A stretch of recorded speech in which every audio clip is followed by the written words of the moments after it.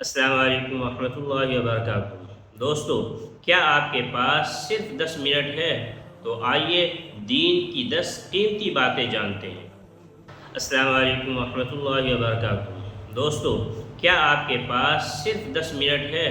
تو آئیے دین کی 10 قیمتی باتیں جانتے ہیں۔ میں ہوں محمد انصار فرقانی اور آپ دیکھ رہے ہیں آپ کا اپنا چینل 10 منٹ کی مجلس۔ بسم اللہ الرحمن الرحیم۔ 10 منٹ کی مجلس قرآن و حدیث کی روشنی میں۔ نمبر 1، اسلامی تاریخ۔ حضرت عروہ بن زبیر رحمۃ اللہ علیہ۔ حضرت عروہ رحمۃ اللہ علیہ مشہور صحابی حضرت زبیر بن عوام کے بیٹے اور ابو بکر صدیق رضی اللہ عنہ کے نواسے ہیں۔ ان کا شمار مدینہ کے 7 فقہاء رحمۃ اللہ علیہ میں ہوتا ہے۔ ان کا علم اس قدر مسلم تھا کہ بڑے بڑے صحابی مسائل میں ان سے رجوع فرماتے۔ حضرت عروہ رحمۃ اللہ علیہ فرماتے تھے کہ ہم لوگ بھی ایک زمانے میں چھوٹے تھے، آج وہ دن آیا کہ ہمارا شمار بڑوں میں ہوتا ہے۔ تم بھی اگرچہ آج کمسن ہو، لیکن ایک زمانہ آئے گا کہ جب بڑے ہوں گے، اس لیے علم حاصل کر کے سردار بن جاؤ کہ لوگوں کو تمہاری ضرورت پڑنے لگے۔ آپ رحمۃ اللہ علیہ بڑے عابد و زاہد تھے۔ آپ رحمۃ اللہ علیہ کی ذات میں علم، سیادت اور عبادت سب جمع تھی۔ ایک رات کے علاوہ کبھی تہجد ناغہ نہ ہوئی۔ کثرت سے روزہ رکھتے تھے، سفر کی حالت میں بھی روزہ نہ چھوٹتا تھا۔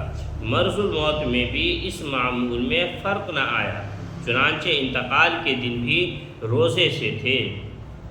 نمبر 2، حضور صلی اللہ علیہ وسلم کا معجزہ، بدن سے خوشبو آنا۔ عتبہ بن فرقد کی بیوی بیان کرتی ہے کہ میرے شوہر خوشبو استعمال نہیں کرتے تھے، صرف داڑھی میں تیل لگاتے، لیکن پھر بھی آپ کے بدن سے اتنی اچھی خوشبو پھوٹتی تھی کہ جب وہ لوگوں سے ملتے تو لوگ کہتے تھے ہم نے آج تک عتبہ رضی اللہ عنہ کی خوشبو کے مانند کوئی خوشبو نہیں سونگھی۔ ان کی بیوی فرماتی ہے کہ میں نے ایک دن ان سے پوچھا آخر یہ خوشبو کس وجہ سے آتی ہے؟ تو انہوں نے فرمایا مجھے نبی صلی اللہ علیہ وسلم کے زمانے میں پورے بدن میں پھنسیاں نکل آئی تھی، تو میں نے آپ کے سامنے اس کا اظہار کیا۔ آپ علیہ السلام نے مجھے اپنے سامنے بیٹھا دیا اور فرمایا اپنا کرتا اتار لو۔ میں نے اتار لیا، پھر حضور صلی اللہ علیہ وسلم نے اپنے ہاتھ پر لعاب یعنی تھوک لے کر میرے پورے بدن پر پھیرا تو ساری پھنسیاں ختم ہو گئی اور اس دن سے میرے بدن سے خوشبو آنے لگی۔ یہ حضور صلی اللہ علیہ وسلم کا معجزہ تھا۔ نمبر 3، ایک فرض کے بارے میں، رکوع سجدہ اچھی طرح کرنا۔ رسول اللہ صلی اللہ علیہ وسلم نے فرمایا بدترین چوری کرنے والا وہ شخص ہے جو نماز میں سے چوری کر لیتا ہے۔ صحابہ رضی اللہ عنہم نے عرض کیا یا رسول اللہ، آدمی نماز میں سے کس طرح چوری کر لیتا ہے؟ ارشاد فرمایا وہ رکوع اور سجدہ اچھی طرح نہیں کرتا۔ فائدہ، رکوع اور سجدہ اچھی طرح نہ کرنے کو حضور صلی اللہ علیہ وسلم نے چوری بتایا ہے، اس لیے ان کو اطمینان سے اچھی طرح ادا کرنا ضروری ہے۔ نمبر 4، ایک سنت کے بارے میں، کسی کو رخصت کرے تو یہ دعا پڑھے۔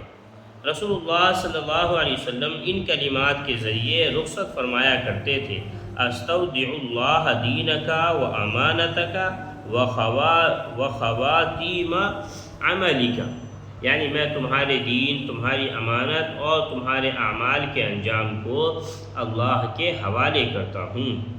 نمبر 5، ایک اہم عمل کی فضیلت، سورہ ملک کی تلاوت مغفرت کا ذریعہ۔ رسول اللہ صلی اللہ علیہ وسلم نے فرمایا ایک سورہ قرآن شریف میں ہے جو 30 آیتوں پر مشتمل ہے، اس نے ایک شخص کی شفاعت کی یہاں تک کہ اس کی مغفرت ہو گئی، وہ سورہ تبارک الذی بیدہ الملک ہے۔ نمبر 6، ایک گناہ کے بارے میں، اللہ کی آیتوں کا انکار تکبر و بڑائی ہے۔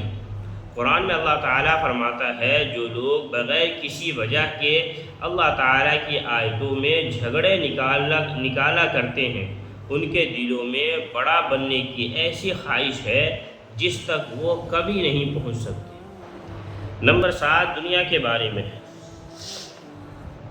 دنیا میں کھانا پینا چند روزہ ہے۔ قرآن میں اللہ تعالیٰ فرماتا ہے تم دنیا میں تھوڑے دن کھا لو اور اس سے فائدہ اٹھا لو، بے شک تم مجرم ہو، یعنی یہ دنیاوی زندگی چند روز کی ہے، اگر اس کے پیچھے پڑ کر اپنی آخرت کی زندگی کو بھلا دو گے تو قیامت کے دن تم مجرم بن کر اٹھو گے۔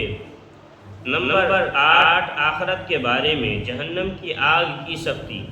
رسول اللہ صلی اللہ علیہ وسلم نے فرمایا دوزخ کو 1000 سال تک دہکایا گیا تو وہ سرخ ہو گئی، پھر 1000 سال تک دہکایا گیا تو وہ سفید ہو گئی، پھر 1000 سال تک دہکایا گیا تو اب وہ بہت زیادہ سیاہ ہو گئی ہے۔ نمبر 9، طب نبوی سے علاج، طبیعت کے موافق غذا سے علاج۔ رسول اللہ صلی اللہ علیہ وسلم نے فرمایا جب مریض کوئی چیز کھانا چاہے تو اسے کھلاؤ، یعنی جو غذا چاہت اور طبیعت کے تقاضے سے کھائی جاتی ہے وہ بدن میں جلدی اثر کرتی ہے، لہٰذا مریض کسی چیز کے کھانے کا تقاضا کرے تو اسے کھلانا چاہیے۔ ہاں اگر ایسی غذا ہے کہ جس سے مرض بڑھنے کا قوی امکان ہے تو ضرور پرہیز کرنا چاہیے۔ نمبر 10، نبی صلی اللہ علیہ وسلم کی نصیحت۔ رسول اللہ صلی اللہ علیہ وسلم نے فرمایا اللہ تعالیٰ چھینک کو پسند اور جمائی کو ناپسند کرتا ہے، لہٰذا جب تم میں سے کسی کو جمائی آئے تو جہاں تک ہو سکے اس کو روکنے کی کوشش کرے اور ہاں ہاں نہ کہے، اس لیے کہ یہ شیطان کی طرف سے ہوتا ہے اور وہ اس پر ہنستا ہے۔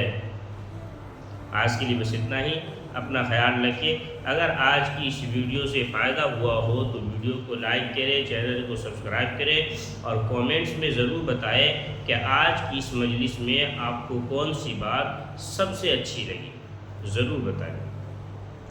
اپنا خیال رکھیے، اپنوں کا خیال رکھیے۔ اللہ حافظ، السلام علیکم۔